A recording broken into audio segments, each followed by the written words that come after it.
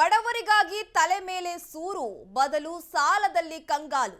ಆಶ್ರಯ ಮನೆಗಳು ಪೂರ್ಣ ಆಗದೆ ಫಲಾನುಭವಿಗಳು ಪರದಾಡುವಂತಹ ಸ್ಥಿತಿ ಇದೀಗ ನಿರ್ಮಾಣವಾಗಿದೆ.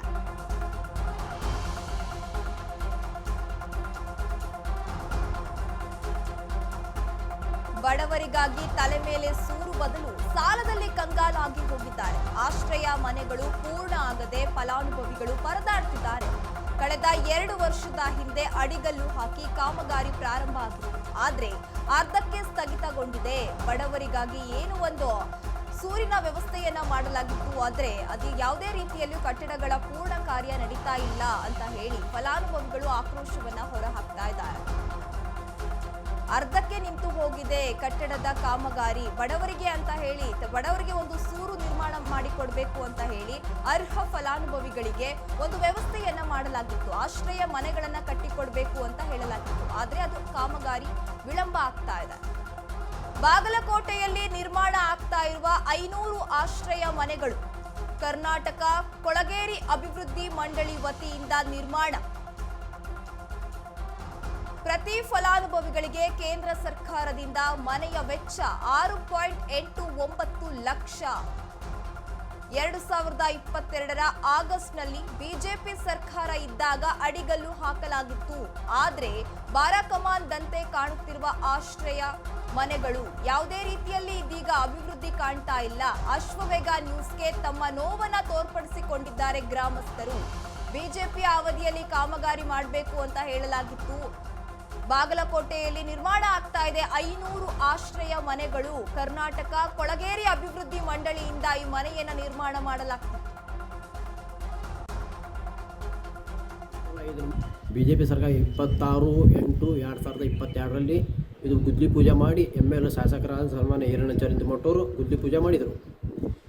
ಟೋಟಲ್ 500 ಮನೆ ಸ್ಲಮ್ ಬೋರ್ಡ್ ಪ್ರಧಾನಮಂತ್ರಿ ಆವಾಸ್ ಯೋಜನೆ ಇದರಿಂದ ಎಲ್ಲರ ಅನುಕೂಲ ಆಗಿತ್ತು ನಮಗೆ. ಇದು ಸದ್ಯಕ್ಕೆ ನಾವು ದುಡ್ಡು ಕಟ್ಟು 2 ವರ್ಷ ಆಯ್ತು. ಲೋನ್ ಫಾರ್ಮ್ ಸಹಿ ಮತ್ತು ಬಾಂಡು ದುಡ್ಡನ್ನು ಕಟ್ಟಿವಿ 2 ವರ್ಷ ಆಯ್ತು. ಯಾವುದೇ ಸರ್ಕಾರಲ್ಲಿ ನಮಗೇನಿಲ್ಲ. ಇದಕ್ಕೆ ಅನುದಾನ ಕೊಟ್ಟರೆ ಕೆಲಸ ಜಲ್ದಿ ಚಾಲು ಹೋಗುತ್ತೆ. ಇದಕ್ಕೆ ಅನುದಾನ ಕೊಡ್ಲಿಕ್ಕಂದ್ರೆ ಅವ್ರು ಮಾಡೋರು ಕೆಲಸ ಪೆಂಡಿಂಗ್. ಎಷ್ಟು ದುಡ್ಡು ಕೊಟ್ಟರೆ 55,000 ರೂಪಾಯಿ ಕಟ್ಟಿರಿ ನಾವು 2 ವರ್ಷ ಮ್ಯಾಗ ಆಯ್ತು ಕಟ್ಟಿ. ಏನಂತಾರೆ ಅವರು ನಮಗೆ ಸರ್ಕಾರದಿಂದ ದುಡ್ಡು ಬರ್ತಾ ಇಲ್ಲ. ನಾವು ಯಾವ ಸರ್ಕಾರ ನಾವು ದುಡ್ಡು ಕೊಡುತ್ತೆ ಅವಾಗ ಕೆಲಸ ಮಾಡ್ತಿಲ್ಲ, ನಾವು ಮಾಡೋಂಗಿಲ್ಲ ಅಂತ ಹೇಳ್ತಾರೆ. ನಾವು ದುಡ್ಡು ಹಾಕಿದ್ರೆ ನಮಗೆ ವಾಪಸ್ ಬರ್ತಾ ಇಲ್ಲ ಏನಂತಾರೆ ಅಂತ ಅವರು ಹೇಳ್ತಾರೆ. ನಿಮಗೆಲ್ಲ ಏನು ತೊಂದರೆ ಆಗಿದೆ? ನಮಗೇನು ತೊಂದರೆ ಸ್ವಲ್ಪ ಜಲ್ದಿ ಕೊಟ್ಟರೆ ನಾವು ಬಾಡಿ ಮನೆಗೆ ಇದ್ದವರು ನಮಗೂ ಸ್ವಲ್ಪ ಮನೆ ಕೊಟ್ರೆ ಅಂದ್ರೆ ನಮಗೂ ಅಲ್ಲಿ ಬಾಡಿ ಕೊಟ್ಟು ಬಂದು ಅದು ದುಡ್ಡು ನಾವು ಇಲ್ಲಿ ಕಟ್ಟೋದು ಹೋಗ್ಬಿಡ್ತೀವಿ ತಿಂಗಳ. ಟೋಟಲ್ ಒಂದು 300-400 ಮಂದಿ ತುಂಬ್ಯಾರ ಅಂತ ಹೇಳ್ತಾರೆ. ಅದು ಎಷ್ಟು ಮಂದಿ ತುಂಬ್ಯಾರ ಗೊತ್ತಿಲ್ಲ. ನಾವಂತೂ ತುಂಬಿ ಅಂದ್ರೆ ಫಸ್ಟಿಗೆ ನಾವು ತುಂಬಿರಿ, ಇನ್ನೂ ಯಾರೂ ತುಂಬಿದ್ದಿಲ್ಲ. ಫಸ್ಟ್ ತುಂಬಿದವ್ರು ನಾವು. ಅವರು ಅನುದಾನ ಕೊಡೋಲ್ರಿ ಸರ್ಕಾರದಿಂದ. ರಾಜ್ಯ ಸರ್ಕಾರದಿಂದ ಬರ್ತದಂತ್ರಿ, ಕೇಂದ್ರದಿಂದ ಬರುತ್ತೆ. ರಾಜ್ಯ ಸರ್ಕಾರ ಬರೋದು, ಕೇಂದ್ರ ಬರೋದು ಅಂತ ಹೇಳ್ತಾರೆ ಕೆಲವು. ನಾನು ಮೊದಲೇ ಹ್ಯಾಂಡಿಕ್ಯಾಪ್ ಇದ್ದೀನಿ. ಅದರಲ್ಲಿ ನನಗೆ ಗೌರ್ಮೆಂಟಿಂದ ಯಾವುದೂ ಸವಲತ್ತು ಸಿಗ್ತಾ ಇಲ್ಲ. ಇವಾಗ ಒಂದು ಮನೆಗೆ ಅರ್ಜಿ ಹಾಕಿದ್ವಿ, ಅದಕ್ಕೆ DDನೂ ಕಟ್ಟಿದ್ದೀವಿ. ಅದು ಸ್ವಲ್ಪ ಪ್ರಾಬ್ಲಮ್ ಇದೆ ಅಂತ ಹೇಳ್ಬಿಟ್ಟು ನಮಗೆ ಯಾವುದೇ ರೀತಿಯಿಂದನೂ ಸೌಲಭ್ಯಗಳು ಕೊಡ್ತಾ ಇಲ್ಲ. ನಾನು ಬಾಡಿಗೆ ಮನೆಯಲ್ಲೇ ಇರೋದು. ಬಾಡಿಗೆ ಅದು ಕಟ್ಟೋಕ್ಕೆ ನನಗೆ ಆಗ್ತಾಯಿಲ್ಲ. ಸ್ವಲ್ಪ ಜಲ್ದಿ ಗೌರ್ಮೆಂಟ್ದವರು ನನಗೆ ಅದನ್ನು ಕೊಟ್ಬಿಟ್ರೆ ತುಂಬ ಅನುಕೂಲ ಆಗುತ್ತೆ.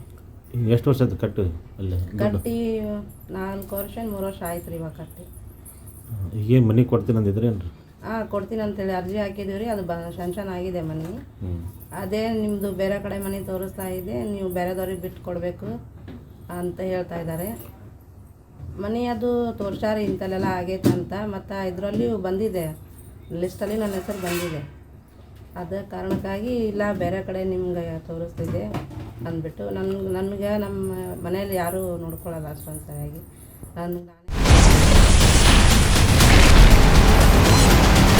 Ashwavega English News.